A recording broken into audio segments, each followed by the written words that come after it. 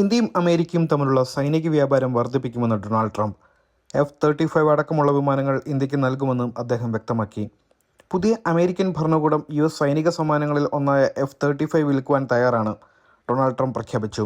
ഈ വർഷം മുതൽ ഇന്ത്യയിലേക്കുള്ള സൈനിക വിൽപ്പന ഞങ്ങൾ കോടിക്കണക്കിന് ഡോളറായി വർദ്ധിപ്പിക്കുമെന്നും ട്രംപ് പ്രധാനമന്ത്രി മോദിയുമായിട്ടുള്ള സംയുക്ത വാർത്താ സമ്മേളനത്തിൽ വ്യക്തമാക്കി. മുംബൈ ഭീകരാക്രമണ കേസിലെ പ്രതി തഹാവൂർ റാണയെ ഇന്ത്യക്ക് കൈമാറുമെന്നുള്ളതാണ് മറ്റൊരു പ്രധാനപ്പെട്ട പ്രഖ്യാപനം. ഇന്ത്യ വർഷങ്ങളായി ആവശ്യപ്പെടുന്ന കാര്യം കൂടിയാണ് തഹാവൂർ റാണയെ വിട്ടുകിട്ടണമെന്നുള്ളൊരു കാര്യം. 2017 എൻ്റെ ഭരണകൂടം ക്വാഡ് സുരക്ഷാ പങ്കാളിത്തം പുനരുജ്ജീവിപ്പിച്ചു. ഇന്നത്തെ ഞങ്ങളുടെ കൂടിക്കാഴ്ചയിൽ US, ഇന്ത്യ, ഓസ്ട്രേലിയ, ജപ്പാൻ എന്നിവർ തമ്മിലുള്ള ശക്തമായ സഹകരണം പ്രധാനമന്ത്രിയും ഞാനും വീണ്ടും ഉറപ്പിച്ചു. ഇന്തോ പസഫിക്കിൽ സമാധാനം, സമൃദ്ധി, ശാന്തത എന്നിവ നിലനിർത്തേണ്ടത് വളരെ നിർണായകമാണെന്നും ട്രംപ് പറഞ്ഞു.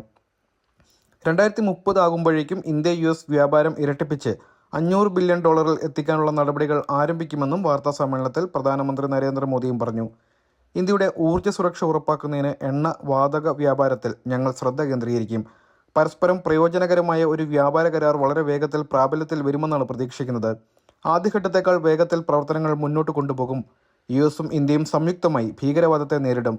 ബോസ്റ്റണിൽ ഇന്ത്യ പുതിയ കോൺസുലേറ്റ് തുടങ്ങുമെന്നും പ്രധാനമന്ത്രി മോദിയും പറഞ്ഞു.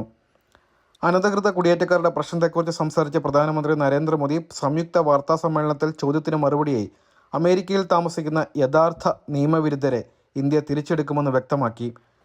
മറ്റ് രാജ്യങ്ങളിൽ നിയമവിരുദ്ധമായി താമസിക്കുന്നവർക്ക് അവിടെ താമസിക്കുവാൻ നിയമപരമായ അവകാശമില്ല.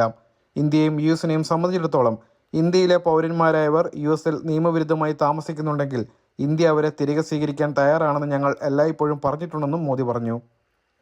ഇത്തരം അനധികൃത കുടിയേറ്റക്കാർ വലിയ തട്ടിപ്പിന് ഇരയായിട്ടാണ് അമേരിക്കയിലേക്ക് എത്തിയതെന്നും മോദി വ്യക്തമാക്കി. ഇവർ സാധാരണ കുടുംബങ്ങളിൽ നിന്നുള്ളവരാണ്. അവരെ വലിയ പ്രലോഭനങ്ങൾ നൽകി ചിലർ ഇവിടെ എത്തിക്കുകയാണ്. അതുകൊണ്ട് മനുഷ്യക്കടത്തിനെതിരെ നമ്മൾ വ്യക്തമായ നിലപാട് സ്വീകരിക്കണം. മനുഷ്യക്കടത്തിനെതിരെ അതിൻ്റെ വേരുകളിൽ നിന്ന് നശിപ്പിക്കാൻ USഉം ഇന്ത്യയും ഒരുമിച്ച് ശ്രമിക്കണം, ഇന്ത്യൻ പ്രധാനമന്ത്രി വ്യക്തമാക്കി.